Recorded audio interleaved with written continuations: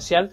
Y bueno, y ahora ya vamos a dar paso a nuestro próximo invitado. Ya lo tenemos aquí en pantalla. Aquí lo tenemos. Bueno, Rodrigo Bravo, piloto militar, investigador, escritor, y como yo decía, un amigo de La Voz del Norte, un amigo de Demonios también, porque siempre ha estado. Queremos agradecer, por supuesto, por darse el tiempo. Escritor, vamos a estar destacando también los libros. Bueno, él los va a destacar, los libros que tiene, que ha escrito. Y bueno, nos conocemos hace mucho tiempo también con Rodrigo y queremos darte la bienvenida y agradecerte por estar acá en este espacio. Gracias, Cristian, agradecido soy yo por la invitación. Aprovecho de saludar a Carlos Alberto, que está ahí. También un gran abrazo y también soy un seguidor de Demonios. Así que muchas gracias por considerarme en este encuentro ufológico en La Serena, que lamentablemente no se pudo hacer de manera presencial, pero afortunadamente gracias a la tecnología podemos llegar incluso a más gente. Así que aquí estamos, listos para. Sí. Hola Rodrigo, te mando un saludo rápido. Qué placer tenerte en esta jornada. Gran amigo de Demonios, es casi un panelista ahí de Demonios, así que muchísimas gracias Rodrigo. Me pone muy contento también que estés participando de esta jornada. Somos todos demonios. Sí, claro, todos nos sentimos un poco demonios, y estamos felices de poder ser parte de esa comunidad y siempre estar atentos ahí a todas las transmisiones diarias. Hay un ratito más, Carlos, para todos nuestros amigos que nos están sintonizando por La Voz del Norte, para que sepan que Carlos tiene un canal que va de lunes a jueves todos los días con programa en vivo, con diferentes temáticas, así que es un esfuerzo increíble que hace Carlos, así que en un ratito más lo vamos a estar destacando. Así que bueno, ahora vamos a invitar a que Rodrigo nos cuente lo que tiene preparado para compartir con nosotros el día de hoy. Voy a compartir mi pantalla, a ver si se puede apreciar ahí. No sé si ustedes la están viendo, si lo están viendo me avisan para comenzar. Ya. Sí, y nosotros nos vamos a desaparecer y te vamos a dejar aquí todo el protagonismo para que nos cuentes lo que tienes preparado para el día de hoy. Muchas gracias.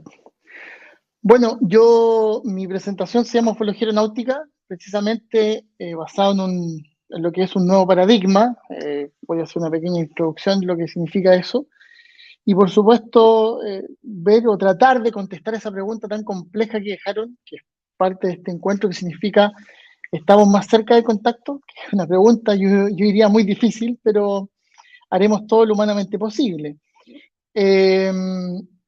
Bueno, antes de partir con esta conferencia, quiero decir que también envío un saludo a Joseph Guijarro y lamento mucho lo que comentó en el sentido de que si ahora los fenómenos se llaman UAP o UAP, en español es funny, los investigadores van a ser guapos, yo tendría que retirarme de inmediato de lo que es la ufología, porque de eso sí que no tengo absolutamente nada. Pero espero que siga llamándose ufología nomás. Así que sigo el temario de esta presentación. Bueno, vamos a hacer una pequeña introducción, lo que son las ciencias y los paradigmas.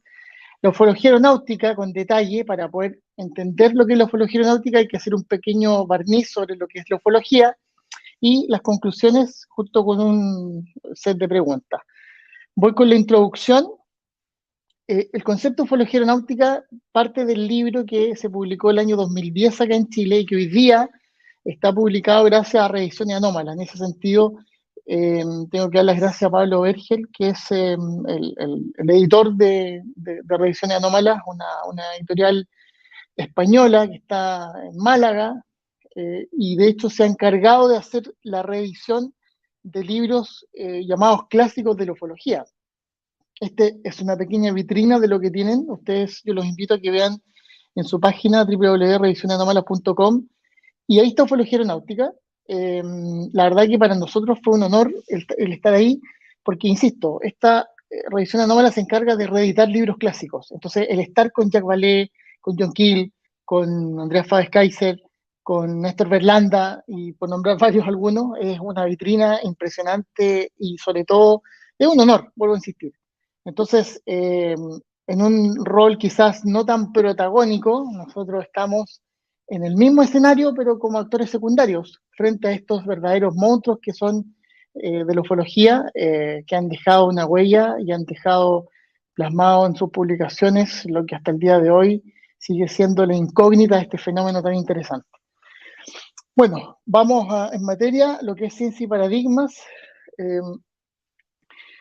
¿Por qué yo digo o por qué trato de decir de que este nuevo fenómeno, no nuevo fenómeno, esta nueva conceptualización que significa la ufología aeronáutica es un nuevo paradigma? Entendamos primero lo que significan los paradigmas.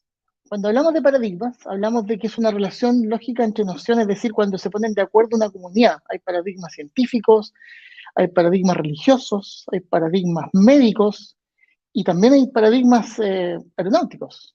La gente que trabaja en aviación y sobre todo en la parte de seguridad operacional e investigación de accidentes sabe que existen ciertos patrones o ciertos comportamientos que deben ser analizados y estudiados, pero no todos siempre son iguales. Por lo tanto, eso requiere una especie como de una relación precisamente de los conocimientos que hay para generar un paradigma.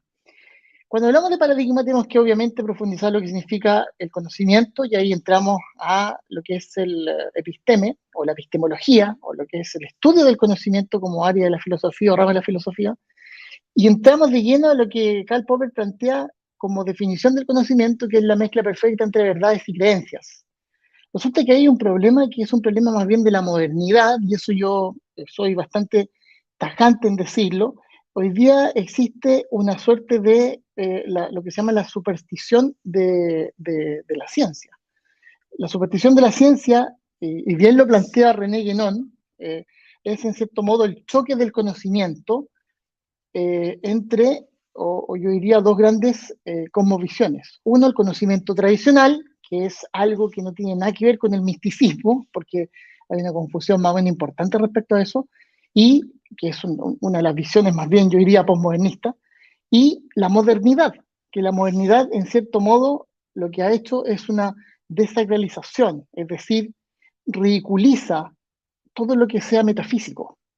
Y cuando hablamos de metafísico, no estoy hablando de algo sobrenatural, no estoy hablando de algo divino, sino que hablo netamente nociones de la razón. Y esas nociones de la razón es lo que, vuelvo a insistir, es el conocimiento tradicional. Desde que, no sé si llamarle tiempos modernos, pero el postmodernismo se ha encargado de minimizar eso. En ese aspecto la ciencia ha tenido un muy mal ejemplo, y la academia, en cierto modo, minimiza estas visiones más bien por un tema casi ni siquiera de estatus, yo creo que es de desconocimiento. Porque, yo insisto, esa visión más bien, o como visión racional de las cosas, tiene que ir acompañado con todo un sustento mitológico que viene desde el origen de la civilización. Hoy día eso se ha disminuido, se ha minimizado.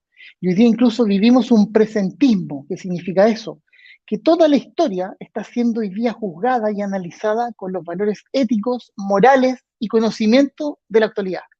Y eso es absolutamente irresponsable, porque hacemos juicios de valor respecto a ciertas situaciones, y no me quiero desviar más del tema porque esta sola diapositiva da para una charla completa. Hacemos juicios de valor teniendo antecedentes, teniendo no tan solo el conocimiento, sino que además una serie de emociones que dejan completamente de lado los contextos en los cuales se desarrollan las cosas. Aquí no quiero pecar de reduccionista, en el sentido de que si hay algo que se hizo de forma criminal, por supuesto que hay que considerarlo así. Pero cuando analizamos la historia completa, con un presentismo que es, vuelvo a insistir, irresponsable, se genera esto que estoy hablando, que es ese choque donde la verdad pasa a ser casi un tema netamente conceptual de idea más bien sentimental, y todo lo que significa algún indicio de creencia o algo que acompañe históricamente algún tema específico, hablo en forma genérica, es completamente dejado de lado. Y ese es el problema que incluso, aquí en este caso, lo vio Kuhn con su libro, lo que son las estructuras de las revoluciones científicas en 1969, si no me equivoco, cuando se da cuenta de que él, siendo un científico de las ciencias duras, no puede dialogar con los científicos humanistas o los hombres vinculados a ciencias sociales. Entonces, viene la pregunta, bueno, pero entonces están las ciencias duras y las ciencias blandas, o las ciencias humanas y las ciencias no humanas. Pero como si todas las ciencias son humanas. Entonces, él hace esta suerte como de análisis donde se da cuenta de que cuando existe un conocimiento nuevo genera una crisis, y esa crisis requiere que se pongan de acuerdo diferentes partes, y ahí es donde viene el concepto paradigma. Entonces, yendo al dibujo que está abajo, que en el fondo es la primera observación, o cuando se inicia la era moderna de los ovnis, nosotros que tenemos acá un problema en cuanto a conocimiento y en cuanto a creencias. En el caso de los ovnis, las creencias han superado el conocimiento, porque el conocimiento es muy escaso. Entonces necesitamos sí o sí tener o crear ciertos paradigmas que ayuden a ponernos de acuerdo para analizar y estudiar este fenómeno, dejando de lado completamente lo que significa la subjetividad o esta idea o estas creencias que por décadas han acompañado, basado en lo que significa la especulación y en cierto modo lo que cada uno cree que es correcto, que eso también en este caso y en muchos otros es un verdadero error. No sé si parece que algo pasa con la presentación que no puedo cambiarla. No sé si se puede cambiar ahí. ¿Ustedes me dicen? Creo que no puedo cambiarla.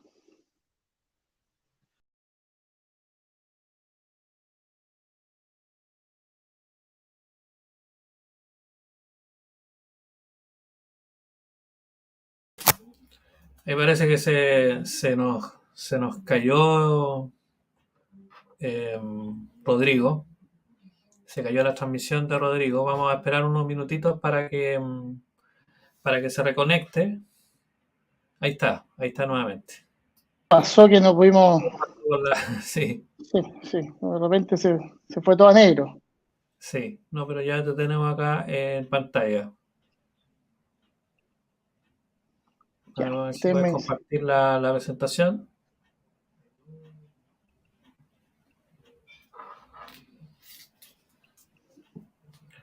Son cosas que pasan con esto de las transmisiones. Ahí viene. Ahora sí.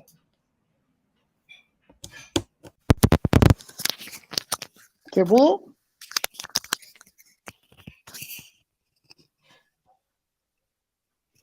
Se ve ahora, ¿no es cierto? Sí. Ahí estamos. Bien.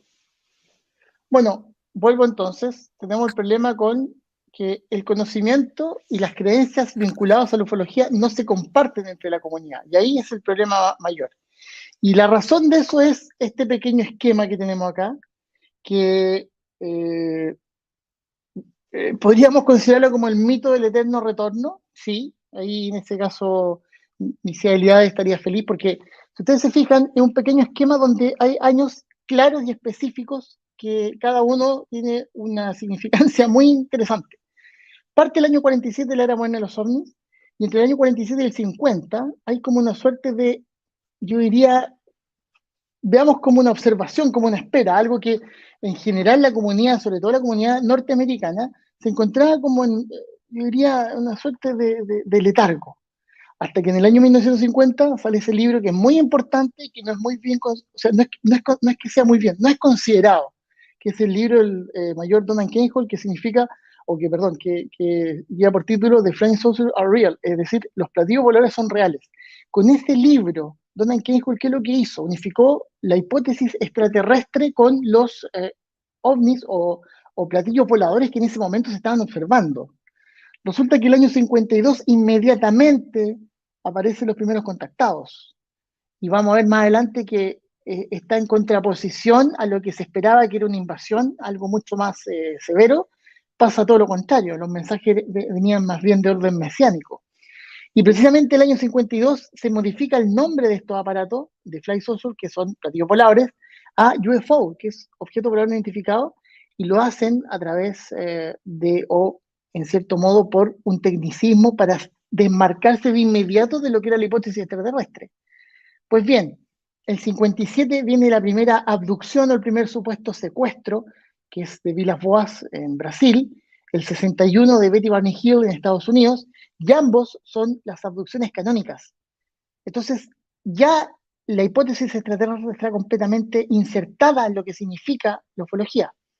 Vamos al año 69, donde Jacques Vallée sale de esta hipótesis extraterrestre e ingresa a la hipótesis parufológica, haciendo un verdadero cisma de lo que significa el estudio de estos aparatos o fenómenos.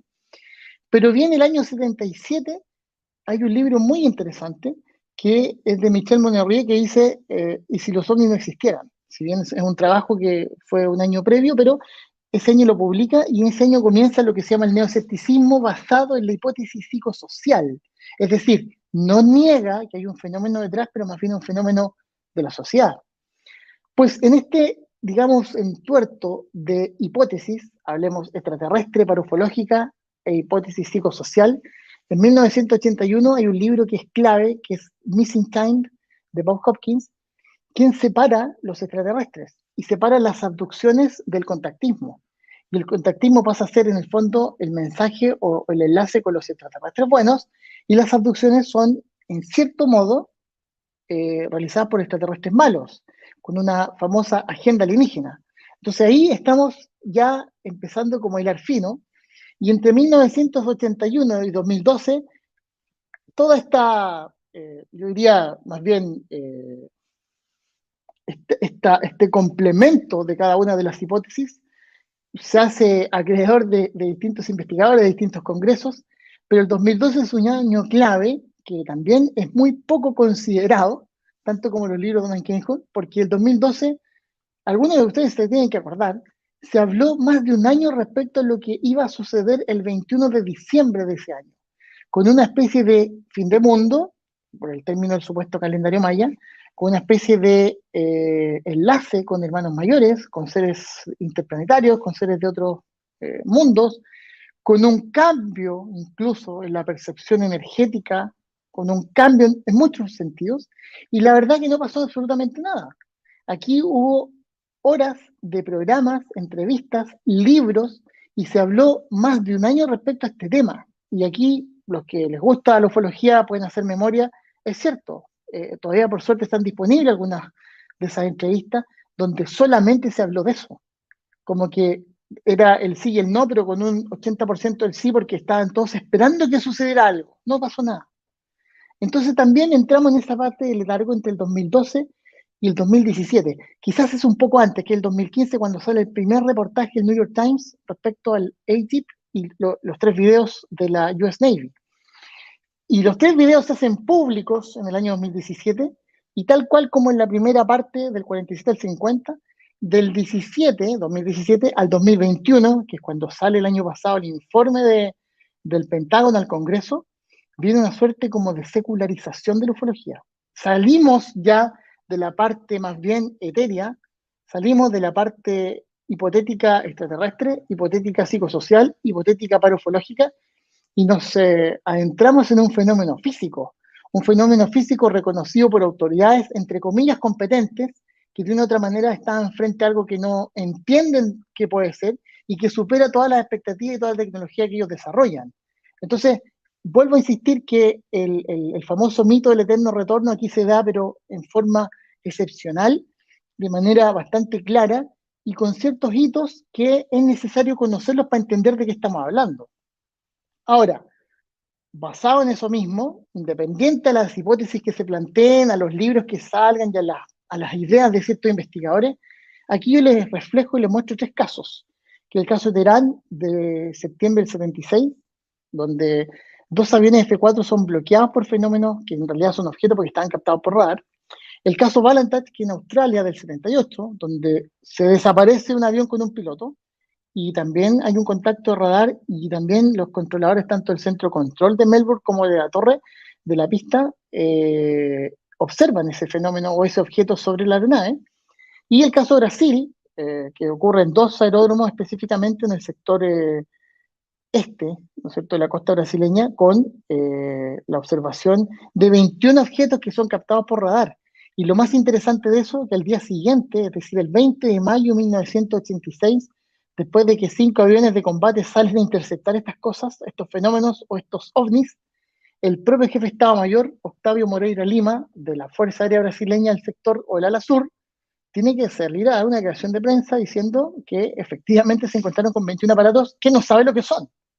Entonces, hoy día cuando vemos los videos de Estados Unidos, de la US Navy, se habla de algún tipo de dron, de tecnología, pero aquí estamos hablando del año 76, 78 y 86, donde en cierto modo la tecnología, por muy avanzada que estuviera, no generaba el comportamiento de estos fenómenos que acabamos de observar.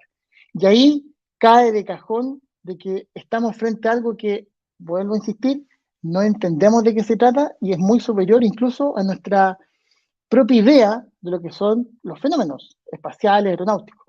Entonces ahí es donde viene el concepto de ufología aeronáutica, de que hay que analizar un fenómeno que está en el aire y que hasta antes de que se creara o antes de que la aviación entrara de lleno, este fenómeno causaba ciertos estragos a lo que era la actividad aeronáutica.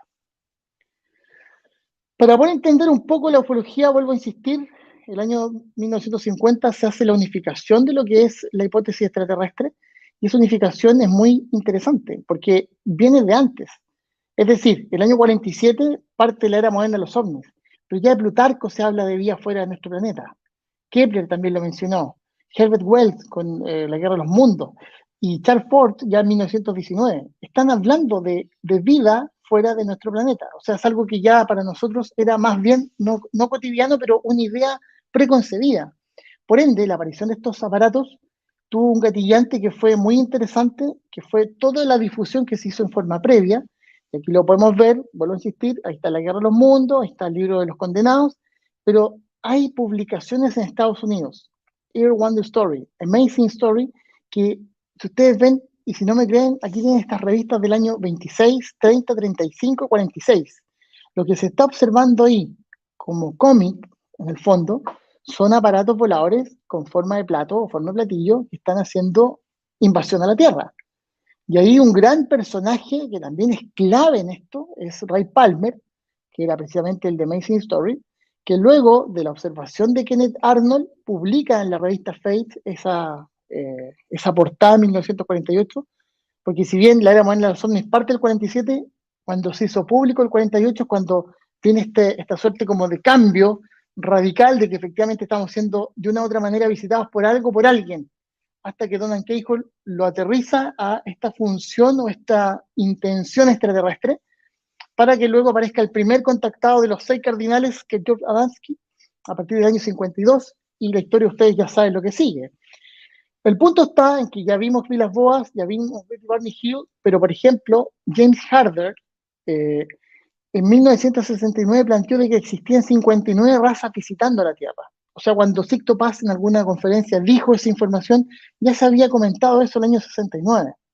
Y vuelvo a insistir, Missing Time con Hopkins lo cambia y volvemos a tener extraterrestres buenos y malos. O sea, esa dualidad siempre va a existir en nuestro entorno ufológico. La hipótesis psicosocial es algo que de una u otra manera se consideró como el neoescepticismo, ha seguido desarrollándose y tiene en cierto modo muchos adeptos, porque de una u otra manera está la interpretación por parte de los testigos. La hipótesis parufológica, que si bien partió con Carl Jung, Jacques Vallée en el año 69 es quien la profundiza, tiene exponentes de un alto nivel, como en este caso John Keel, José Antonio Caravaca, o el gran otro de Freddy Alexis, que hace muy poco sacó su libro el 2020 y también hace como una revisión completa de lo que es la parufología. Entonces, cuando volvemos a este famoso, el mito del eterno retorno, acá nos damos cuenta que Eliade hace como, nos mira como con una lupa, porque efectivamente, hay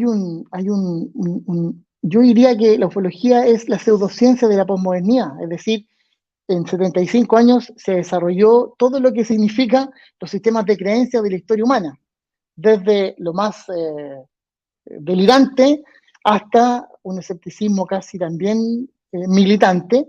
Y hoy día nos encontramos en un proceso ya secularizado 100%, donde casi es poco prudente hablar de extraterrestres, pero sí hablar de fenómenos, que es el famoso UAP. También hay una disputa entre ufólogos con respecto a la conceptualización, porque si bien son platillos voladores, después eran UFOs o llamados ovnis, hoy día son fenómenos aéreos no identificados, UAP. Entonces, esa configuración o ese cambio de nombre también a algunos investigadores no les gusta, porque según ellos estamos hablando de lo mismo, o por otro lado, se está haciendo una modificación de acuerdo a los intereses de quien está detrás de todo esto, que también es una interesante apuesta. Pero vuelvo a insistir, aquí hay 3 casos chilenos, el caso de la Chile Puerto Montt del 88, el caso Arica del 97, que fue el que creó el CFA, que el día de comité pasó a ser sección, un avión militar, el caso Angostura de Paine, otro avión militar de la aviación del ejército, que a raíz de ese avistamiento el 21 de marzo del 2000, a mí se me designó como tema de tesis la introducción al fenómeno OVNI propiamente tal y consideraciones para la seguridad aérea. Es ahí donde entra como, digamos, ya a tomarse bastante en serio este fenómeno, porque no estamos hablando de extraterrestres, no estamos hablando de hipótesis psicosocial, no estamos hablando de parafología, estamos hablando de fenómenos físicos que de una u otra manera altera las operaciones aéreas en curso. ¿Y por qué? Porque la seguridad operacional hoy día es clave.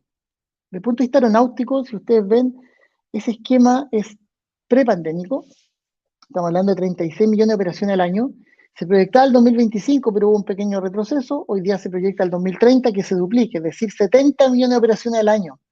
Y 70 millones de operaciones al año es mucho. Si ya con 36 tenemos 4.166 operaciones por hora, 69,4 operaciones por segundo, eso hay que duplicarlo, el espacio aéreo está saturado o se satura, sobre todo en países desarrollados con mucho tráfico. Entonces, cuando uno analiza desde el punto de vista reglamentario, tal cual como en Chile, que la DGAC depende de la OASI, ustedes ven que hay directivas, circulares, procedimientos, normas y reglamentos, DA, DAC, DAP, DAN, DAR. Ninguno de esos hablaba de este fenómeno. Y este fenómeno ya se viene dando dentro del mundo aeronáutico hace bastante tiempo, con casos como está ahí el de Puerto Montt, que es del año 88. Entonces la pregunta es, ¿qué se hace con esos casos? Si estamos hablando de que hay una violación del espacio aéreo controlado, hay un peligro operacional en cuanto a estos fenómenos, se puede generar o se generan incidentes de vuelo, absolutamente, y hay un riesgo no mitigado, que es lo más interesante, porque todos los entrenamientos que se puedan hacer, todos los simuladores que se puedan hacer por parte de las tripulaciones, en ninguna parte y en ningún reglamento figura qué vamos a hacer con estos fenómenos. Uno estaba preparado para volar en caso de emergencia si tiene una falla técnica de motor, o aquí vemos, por ejemplo, los fenómenos regulares que de una u otra manera son conocidos, estudiados y que afectan al mundo de la aviación. Vemos la emergencia producto de la cinética o la falla de los motores. Vemos los factores humanos, que hoy día es muy importante.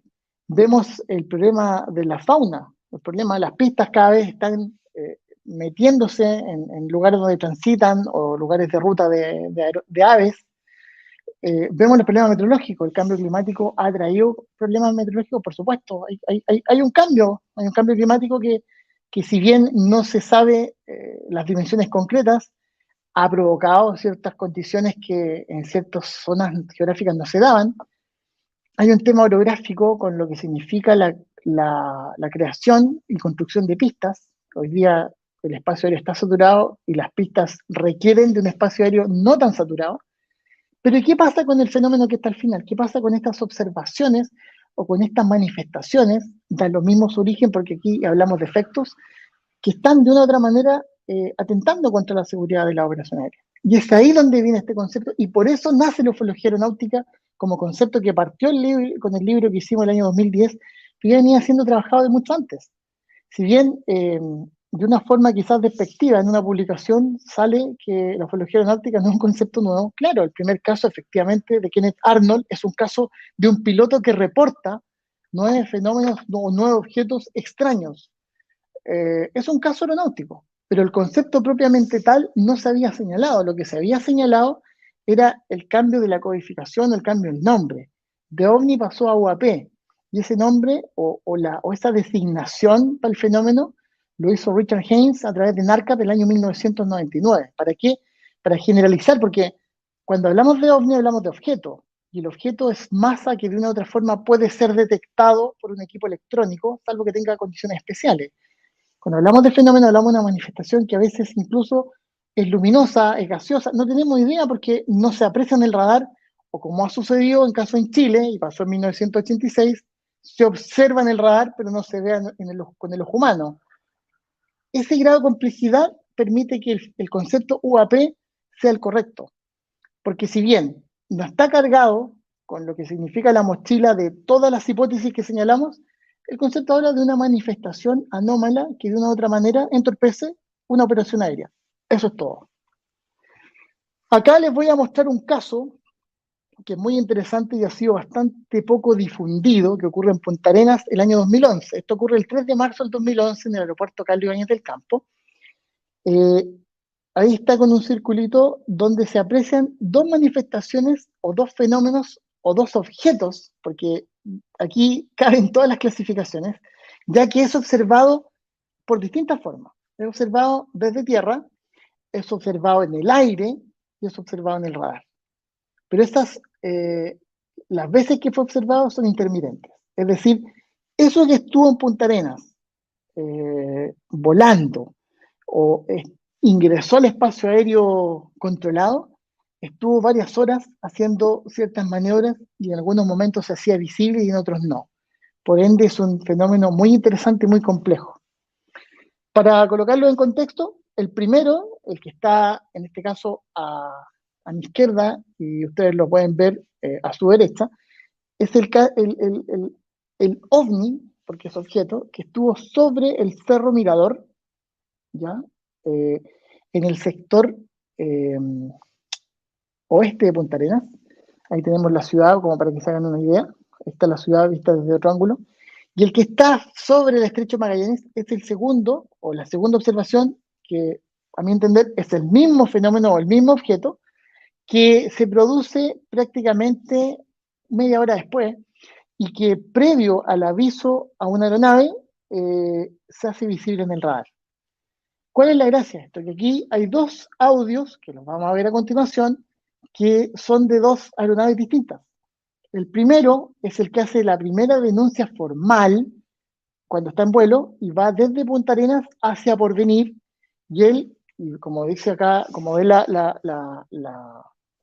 diapositiva, si usted ve la primera línea roja que está abajo, el piloto despega de la pista 25 Punta Arenas, hace un viraje a la izquierda para tomar un rumbo, el 115, hacia el este, hacia Porvenir.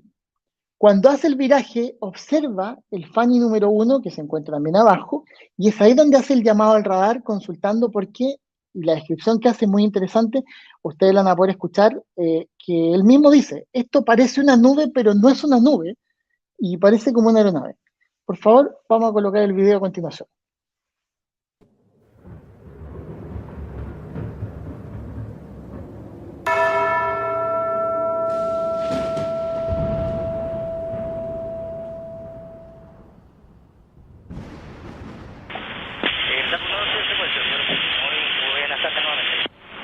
Buenas tardes, DAP 1-2.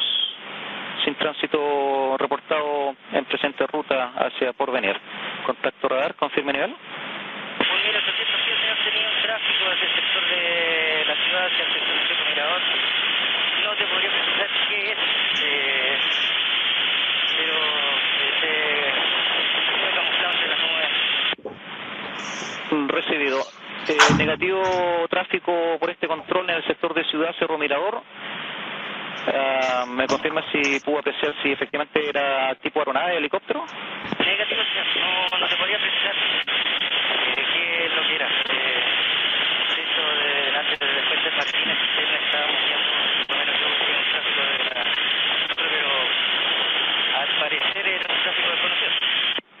Recibido DAP 1-2. Los únicos tránsitos que tuvo antes del despegue fueron helicóptero naval procediendo desde el este del aeropuerto, un reactor militar en navegación ILS, solamente eso. Por el momento ya no estoy para vista, pero por si claro seguíamos.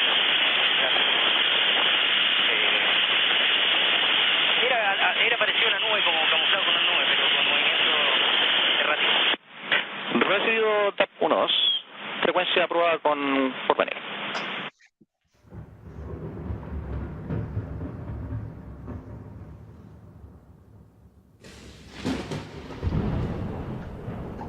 Ya, no sé si me escuchan, Cristian.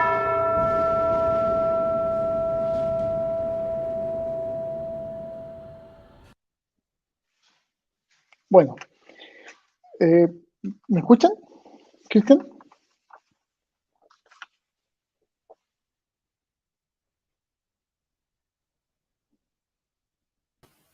Sí, te escuchamos, Rodrigo. Bueno, si ustedes se fijaron en el audio y vieron ahí la transcripción, lo interesante cuando sale indica el piloto, le dice, es un tráfico desconocido, parecía o estaba camuflado como una nube, pero con movimiento errático. Y el controlador le dice, recibido, le hace, primero le informa todos los tráficos esenciales de la zona y lo despacha, le dice, pase con porvenir. O sea, chao. En realidad nosotros no lo tenemos en presentación, por lo tanto, lo que usted está viendo es muy interesante, pero tengo más pega que hacer, así que hasta luego. Así de simple, porque en realidad no significó ninguna suerte como de interrupción o de incidente de vuelo en esa operación que está en curso. El punto está, y el audio que vamos a escuchar ahora, es el que viene posterior, estamos hablando 20 y tantos minutos después, donde el controlador llama a otro avión, que es el que vemos en pantalla, que viene desde Puerto Williams para aterrizar en Punta Arenas, y él hace presente de que en su línea recta, a 4 millas de distancia, tiene un tráfico no identificado, que ya había sido denunciado por otro aeronave de su misma compañía, y que de una u otra manera tiene que tener cuidado porque eso está al frente. Y que ya en el momento que le consulta había dejado de estar en presentación, pero estuvo exactamente a 4 millas frente a la otra aeronave que venía en curso. Por favor, escuchémoslo.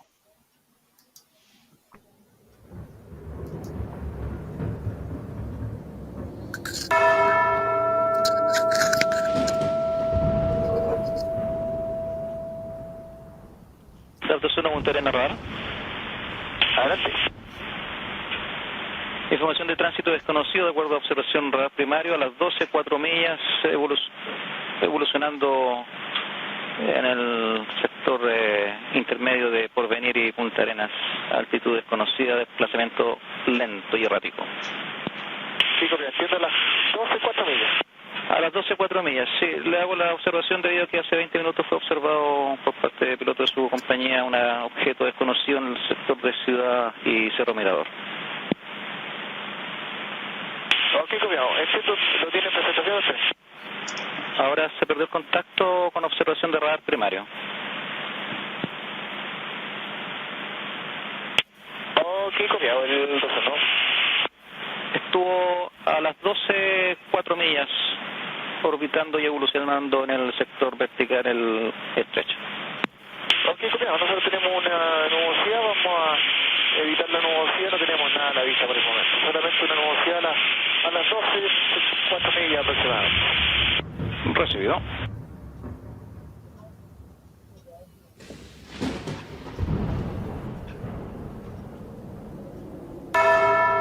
Tú me dices nada más cuando se escuche, Cristian. Ahora sí, Rodrigo. Ya. Bueno, en este audio quedó claro de que esto que había anunciado el primer piloto ahora se hace visible en el radar sobre el estrecho de Magallanes. Estamos frente a algo que, como bien señalaba, desconocido, con movimiento errático, y el piloto de esta aeronave le dice, no tengo a la vista nada más que una velocidad a 4 millas, en línea recta a 4 millas, a las 12 en 4 millas. Entonces, esto de una u otra manera, no sé si se hizo físico, se desintegró, se desapareció, se hizo invisible, y ese es uno de los grandes misterios que tiene este fenómeno. Es decir, aquí estamos frente a algo que no tenemos cómo poder de una u otra manera encasillarlo dentro del conocimiento que tenemos, pero son fenómenos que suceden, y son cosas que como quedó en este registro, pasan. Entonces, yo creo que ya es el momento de juntarse, desde el punto de vista académico y también aeronáutico, y tomar esto de una perspectiva un poquitito más objetiva, dejando de lado completamente las visiones idealistas, la especulación y por supuesto la idea que tenga cada uno esto. Si cada uno puede creer lo que quiera. El punto está en que tenemos unas manifestaciones que son reales, que son a veces un tanto peligrosas, y que es momento de empezar a mitigarlas. Eso no se ha hecho, ese trabajo está pendiente, ajeno a la contaminación de la información que hay. Bueno, como conclusiones, el primero es que el fenómeno aéreo anómalo es real y concreto. En ese sentido no hay duda alguna que estamos frente a un fenómeno que está presente, como lo acabo de señalar.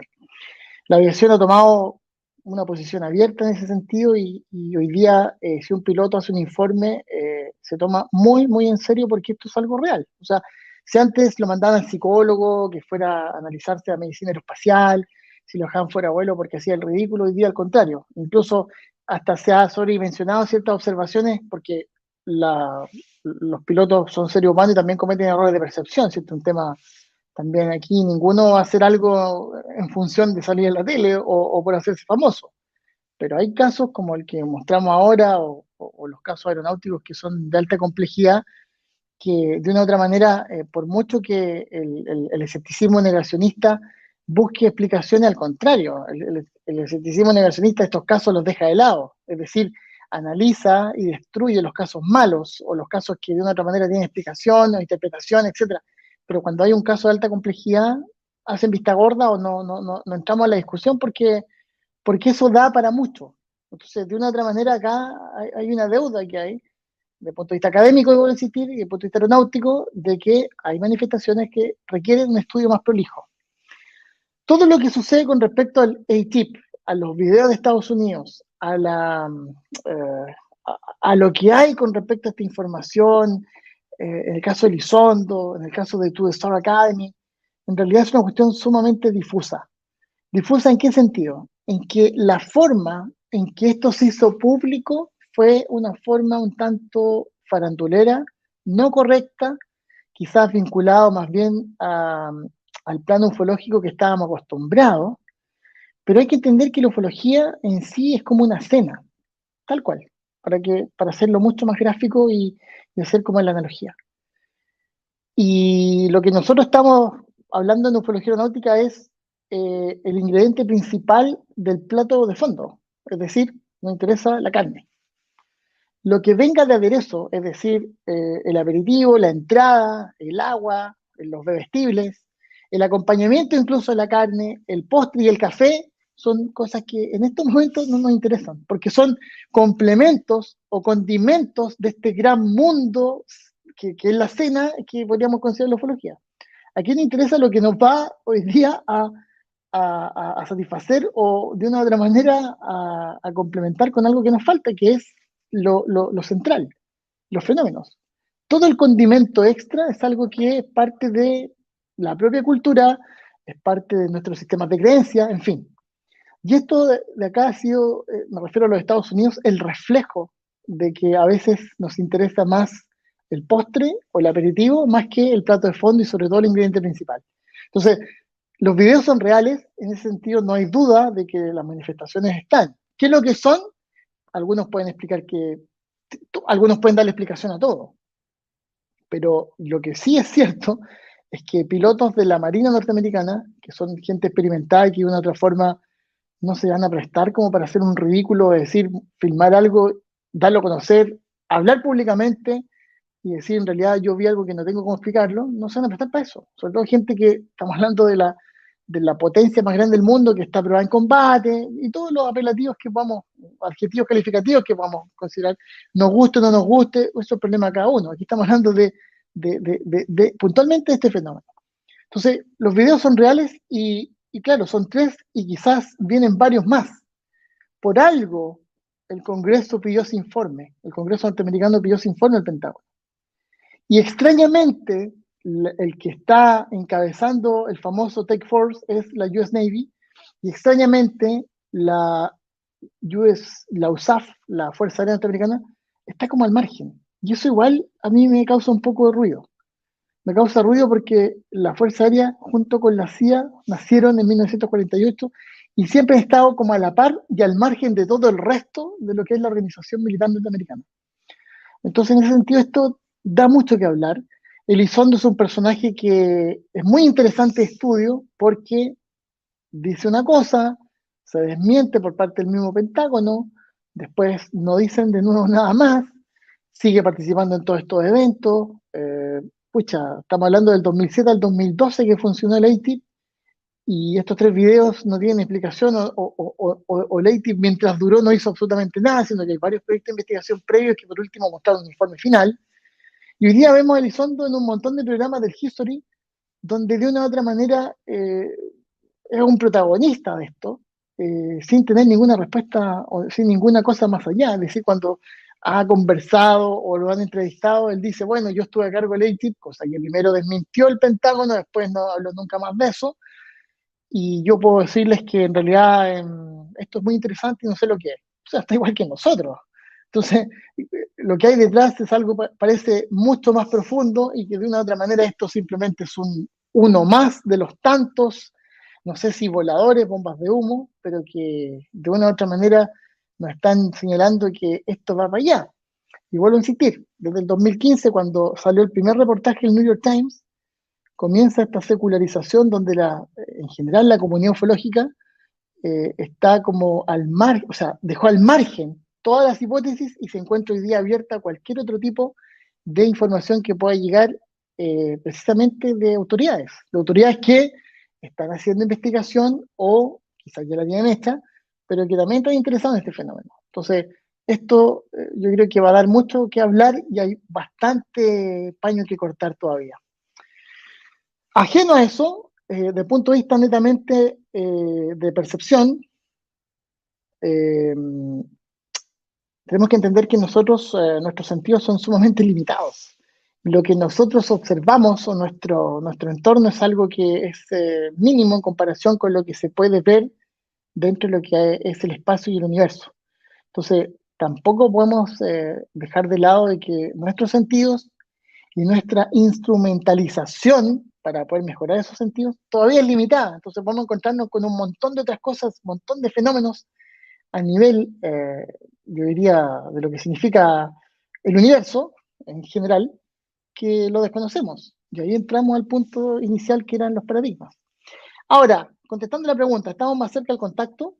Bueno, hay que aquí dejar en claro varias cosas. La primera es que el universo que tanto señalamos tiene 13.700 millones de años. La Tierra tiene 4.500, la vida en la Tierra 3.500. Es decir, esa dimensión de tiempo es tal que ni siquiera nos podemos imaginar cuánto es. Por ende, es perfectamente plausible que el universo esté lleno de vida, o estuvo lleno de vida, o va a estar lleno de vida, no lo sabemos. Las distancias, a pesar de que quizás sea errático medirla en años luz, está de un punto conocido el universo al otro extremo conocido el universo 97.000 millones de años luz. O sea, también es una cuestión que es muy difícil de imaginar, es muy difícil de conceptualizar. Entonces, con ese tiempo de edad y con las distancias siderales que hay, si ustedes me preguntan, ¿lo más probable es que haya vida? Absolutamente. Este universo está lleno de vida. El punto es que nuestro conocimiento respecto a este tema y a muchos otros es muy pobre y muy limitado. Y ahí está el mito de la caverna de Platón, donde en realidad nosotros observamos cosas que quizás no tenemos idea de qué se tratan. Ejemplos hay de sobra. Y sobre el desconocimiento ufológico está el caso de la isla Roberts, ¿no es cierto?, del 8 y 9 de enero de 1956, un caso que inicialmente comenzó don Pablo Petrovich, a quien no sé si verá esta presentación, pero quiero enviarle un gran saludo, uno de los pioneros, no sé si el padre, pero que esto no sé si podemos darle una paternidad, porque Altamirano tampoco era el padre de la ufología, pero es uno de los pioneros, y en este caso don Pablo es uno de los pioneros de la ufología chilena. Y que luego escribió en forma bastante detallada y extraordinaria forma Rubén Gurú Morales, un investigador argentino que hizo los ovnis de la Antártida, un libro muy interesante que yo se los recomiendo, siempre lo recomiendo porque es bueno, sobre todo hoy día, analizar casuística más que hipótesis o ideas. Hoy día ya no estamos en época de hacer filosofía ufológica, hoy día necesitamos ver casos y casos que no estén resueltos para, de una u otra manera, no investigarlos porque quizás no tengamos de dónde sacar más información, sino que darnos cuenta de que de alguna forma podemos sacar ciertos patrones para tratar en lo posible de entender algo que es inentendible. Insisto, por ejemplo, el caso de la Academia de Guerra de la Fuerza Aérea del año 2012, el 3 de septiembre del 2012, que hoy día incluso ha sido minimizado por algunos investigadores, como que esto simplemente es una cuestión de interpretación. En lo personal me tocó ser parte del equipo que fue a hacer esa investigación y que hizo ese informe, y lo único que les puedo decir es que uno de los casos más extraordinarios y podemos en algún otro evento ufológico, ojalá mi amigo Cristian Rifo me invite para el evento ufológico 2023 en La Serena, no importa que sea online, participo igual, pero podemos hablar en detalle de este caso porque es un caso también que sucedió en Chile, con militares y gente chilena, en un recinto militar, y que también, extrañamente, es un caso muy poco conocido. Entonces, ahí nos damos cuenta de que esto o está mal investigado, yo siendo partícipe de la investigación, fue mal expuesto, hubo problemas en cuanto a muchos, y eso se puede comentar después, pero es un caso que está abierto y que también demuestra de que esta manifestación es algo real y que está presente en forma contemporánea. O sea, no estamos hablando de un caso del 80, del 70, del 50. Vuelvo a insistir que nuestro conocimiento es muy pobre porque volvemos siempre a encasillar el fenómeno ovni dentro de la hipótesis extraterrestre. Yo respeto la posición y creencia de cada persona. Todos somos libres de creer, de ser. Yo soy libertario en todo sentido. Me encanta la libertad personal. Libertad de culto, libertad económica, libertad de creencia. Si usted cree que los extraterrestres vienen, secuestran gente y no importa que lo metan en una camilla de 1900 o contactan gente y le dan mensajes que se han repetido durante 70 años, es problema suyo. Aquí cada uno cree lo que quiera. El punto está en que esta creencia no puede ir por sobre las evidencias, y eso es sumamente importante. ¿Estamos más cerca del contacto? Mi respuesta es no, porque ¿de qué contacto? ¿Con quién? Si no sabemos qué son los FANI, o los WAP, o los OVNI, no tengo idea qué son. Para mí son un fenómeno múltiple, que puede ser muchas cosas y que nosotros la encapsulamos en una sola o en unas 2 o 3. Y lo que sabemos, que también es muy básico o en parte, obedece a la mera especulación, es decir, va más ligado a los sistemas de creencia más que a las evidencias, y vuelvo a insistir que en ese aspecto estamos en deuda. Por ende, como el fenómeno es real, se requiere una investigación más prolija, más profunda, y que de una u otra forma también reúna a distintos corpus de la academia para poder hablar esto en serio. En ese aspecto yo les recomiendo la página de investigadores, que es la que tengo con mi amigo Carlos Cepeda, donde hay cápsulas de la historia y la ufología, para poder, ahora le hice un pequeño resumen, pero ver cada una de las hipótesis con las que se ha tratado de una otra manera, explicar un fenómeno que es inexplicable. Publiqué el año 2018 el libro Los extraterrestres han muerto, que ha sido también un libro que ha causado algunas polémicas, algunos amigos ufólogos incluso hasta dejaron de hablarme por esto. Ahí está mi Twitter, @cobufón, donde lo pueden descargar en forma gratuita, porque lo tengo para libre disposición. La idea es que mientras más gente lo lea y más podamos discutir respecto al tema, mejor. Yo no soy dueño de la verdad, por lo tanto, si alguien viene y tiene otras concepciones respecto al tema, me parece estupendo. Les sugiero que compren el libro Ufología Aeronáutica, donde está gran parte de los casos aéreos. Ahí está Revisión Anómala. La verdad que es un libro que hoy día ha sido muy comentado por lo mismo, porque no tan solo los 23 casos originales que teníamos, sino que le agregamos más. Está el caso Manises, y hay un análisis profundo respecto a los 3 videos de la US Navy y lo que esto va a traer en el futuro. Que eso también, yo sé que en este congreso lo vamos a conversar mañana, porque esto en realidad es algo que está recién comenzando, y eso es muy interesante.